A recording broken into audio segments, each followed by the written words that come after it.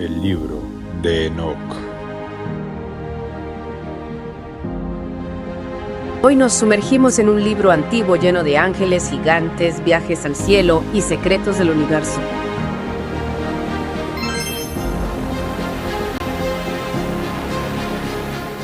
Hay que saber que el libro de Enoc no es un solo libro, sino una colección de textos escritos en diferentes O épocas. sea, como una especie de rompecabezas con piezas de diferentes momentos. Exactamente. Y una de las piezas más importantes describe el viaje de Enoc al cielo. Al cielo. ¡Qué increíble! ¿Y qué vio allí? Tuvo revelaciones sobre cómo funciona el cosmos. Imagínate, se describe con lujo de detalle cómo se mueven los astros. ¿En serio? Sí.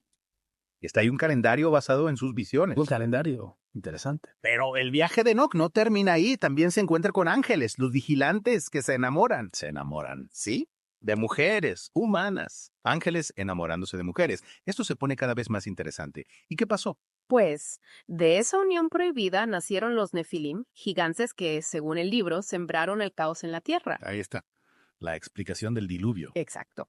El libro de Enoc conecta la historia de los vigilantes y los Nefilim con la decisión de Dios de enviar el diluvio. Es como si el libro quisiera complementar lo que dice Génesis. ¿Cómo rellenar los huecos de la historia? ¿Y qué más? Solo habla de ángeles y gigantes. No, para nada. Enoc también recibe profecías sobre el juicio final. Describe cómo serán castigados los malvados, el triunfo de los justos. Algo así como un adelanto del fin del mundo. Exactamente. Y con imágenes muy vívidas, ¿eh? Por ejemplo, describe a los pecadores siendo arrojados a un valle profundo lleno de fuego y llamas. Uf, eso sí que suena aterrador. Sin duda. Pero no todo es castigo. El libro de Enoc también introduce la figura del Hijo del Hombre, una figura mesiánica que algunos estudiosos asocian con Jesús. El Hijo del Hombre. Claro. ¿Y dónde aparece? En una sección conocida como el libro de las parábolas, que está llena de profecías mesiánicas. Es increíble cómo el libro de Enoc conecta ideas y tradiciones.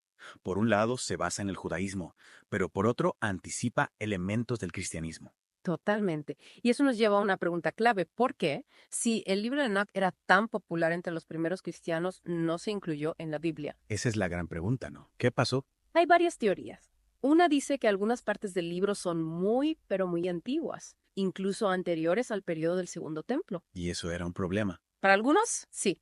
Al formarse el cristianismo, se buscaba un canon que reflejara sus creencias. Es como si el libro de Enoc no encajara del todo en la nueva religión. Exacto. Y además, el libro de Enoc tiene profecías apocalípticas fuertes, con imágenes de destrucción que no siempre gustaban a las autoridades eclesiásticas. Claro, la iglesia buscaba un mensaje de salvación y esperanza, no de terror. Justamente. Y aunque el libro de Enoc también habla de salvación, su enfoque en el castigo pudo influir en su exclusión. Entiendo. Pero entonces, ¿por qué se encontraron fragmentos del libro de Enoc en Qumran? El descubrimiento de esos fragmentos en Qumran, que datan del siglo II o sí, fue crucial para entender mejor el texto. ¿En qué sentido? Confirmaron que el libro de Enoc es una compilación de diferentes textos y nos dieron más información sobre su contexto histórico. Como si las piezas del rompecabezas encajaran por fin. Exactamente. Pero ojo, no todos los libros del libro de Enoc se encontraron en Qumran. Por ejemplo, el libro de las parábolas, el que contiene las profecías mesiánicas, no estaba allí. ¿Y eso qué significa? Algunos estudiosos creen que esa parte del libro es posterior, quizás del siglo XI, y posiblemente influenciada por el cristianismo. Qué interesante. Entonces tenemos un libro con partes muy antiguas y otras más recientes, algunas que encajan con el cristianismo y otras que no. Exactamente. Y eso nos lleva a otra pregunta. ¿Por qué la Iglesia Ortodoxa Etíope sí incluye el libro de Enoc en su Biblia? Es verdad, ¿por qué solo ellos? La Iglesia etíope tiene una conexión fuerte con las tradiciones judías y el libro de Enoc era muy popular entre los judíos antes del cristianismo. Como si hubieran conservado una parte de la historia que otros olvidaron. En cierto modo, sí. Y además, la Iglesia etíope ha mantenido su propia identidad a lo largo de los siglos, sin dejarse influenciar tanto por los debates teológicos de Europa. O sea, que han seguido su propio camino. Exactamente. Ajá, Y eso incluye su decisión de mantener el libro de Enoc como parte de su escritura sagrada. increíble. Este libro es una caja de sorpresas. Ángeles rebeldes, gigantes, profecías, conexiones con el cristianismo. Y lo más importante, nos da una ventana a las creencias del mundo en que surgió el cristianismo. Totalmente. Ahora que ya tenemos una idea general, me encantaría profundizar en algunas de las historias que mencionaste, especialmente la de los vigilantes y los nefilim. Me parece perfecto. El libro de los vigilantes es fascinante y controversial a la vez. ¿Quiénes eran estos vigilantes? ¿Qué los motivó a bajar a la tierra? Buena pregunta. En el libro de Enoc se describe a los vigilantes como ángeles enviados a la tierra para, como su nombre lo indica, observar y guiar a la humanidad. Pero algunos se dejaron seducir por la belleza de las mujeres y se unieron a ellas, desobedeciendo el mandato divino. Y de esa unión nacieron los Nefilim. ¿Cómo los describe el libro? ¿Eran solo seres de gran tamaño o tenían otras características? El libro no solo los describe como gigantes, sino como seres increíblemente fuertes y violentos. Imagínate el caos que habrán desatado. Su presencia corrompió a la humanidad y provocó la ira de Dios. Ahora que lo mencionas, me recuerda algunos mitos antiguos que hablan de dioses que bajan a la tierra y se relacionan con humanos, dando lugar a semidioses o héroes. Es una observación interesante. La idea de seres divinos interactuando con los mortales es un tema recurrente en muchas culturas. Lo que hace único al libro de Enoc es su conexión con la tradición judía y su influencia en el cristianismo. Claro, porque intenta explicar, desde una perspectiva judía, eventos que luego se narran en la Biblia, como el diluvio. Exacto. El libro de los vigilantes busca responder a la pregunta de por qué el mundo se corrompió tanto que Dios decidió enviar el diluvio. Y la culpa, según este libro, recae en los ángeles caídos y su descendencia. Es fascinante cómo el libro de Enoc intenta completar los detalles de las historias bíblicas, ofreciendo una perspectiva diferente. Era común en la literatura apocalíptica judía de la época. Se buscaba ahondar en las escrituras, reinterpretarlas y ofrecer nuevas perspectivas, a menudo con un tono moralizante y profético. Y hablamos de profecías, ¿qué nos dice el libro de Enoc sobre el juicio final? ¿Cómo lo describe? El libro de Enoc está lleno de profecías apocalípticas. Describe con lujo de detalle el juicio de Dios sobre los pecadores y la recompensa de los justos. La imagen del valle donde serán arrojados los malvados es muy impactante. ¿Qué dice exactamente? Dice, y serán arrojados a un profundo valle lleno de fuego y llamas, y allí serán encadenados por toda la eternidad. Una imagen poderosa y aterradora, sin duda. Buscaba impactar al lector. La literatura apocalíptica no se andaba con rodeos al describir el destino de los pecadores. Quería conmover a sus lectores, hacerles reflexionar sobre sus acciones y la necesidad de arrepentirse. Exactamente.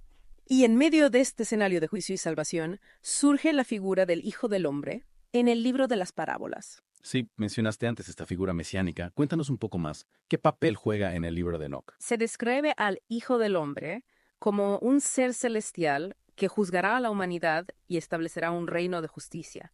Algunos estudiosos lo interpretan como una prefiguración de Jesús. Es decir, que este libro, sin ser parte de la Biblia, podría haber influido en la imagen de Jesús en el cristianismo. Es una posibilidad. El libro de Enoc nos ofrece una ventana a las ideas y creencias de la época en que surgió el cristianismo. Es fascinante pensar en las conexiones.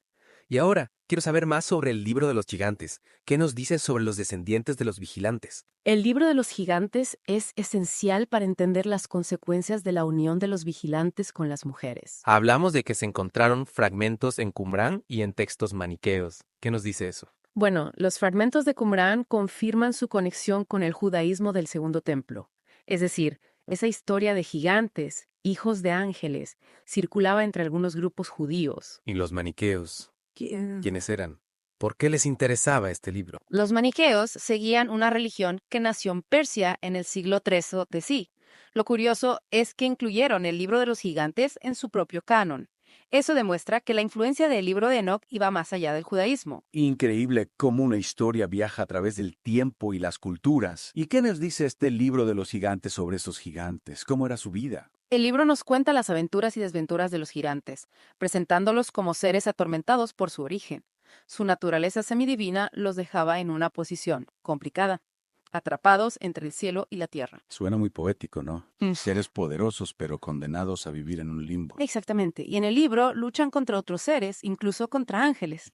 Se enfrentan a conflictos internos y externos. ¿Y qué hay de las profecías? Se habla del juicio final, de la destrucción del mundo. Sí, el libro tiene elementos apocalípticos, visiones de destrucción y castigo. Los gigantes saben cuál es su destino, intentan buscar la redención, el perdón divino, pero sus esfuerzos son inútiles. Una historia trágica, condenados por el pecado de sus padres, luchando contra un destino inevitable. Precisamente. Y esta historia, con su mezcla de elementos míticos, religiosos y morales, ha fascinado a los lectores a lo largo de los siglos. Claro, porque nos habla de temas universales, la culpa, el castigo, la búsqueda de la redención, y todo dentro de una narrativa llena de acción y personajes increíbles. Exacto. El libro de los gigantes, como el resto del libro de Enoch, nos invita a reflexionar sobre la condición humana, nuestra relación con lo divino. Increíble cómo un libro tan antiguo sigue siendo relevante hoy en día. Y creo que ya hemos explorado bastante el libro de Enoch en este deep dive. Hemos visto su origen, su contenido, por qué no está en la Biblia, su influencia en otras culturas y religiones. Sin duda, el libro de Enoch es un tesoro que nos permite entender las creencias y el mundo en que nació el cristianismo.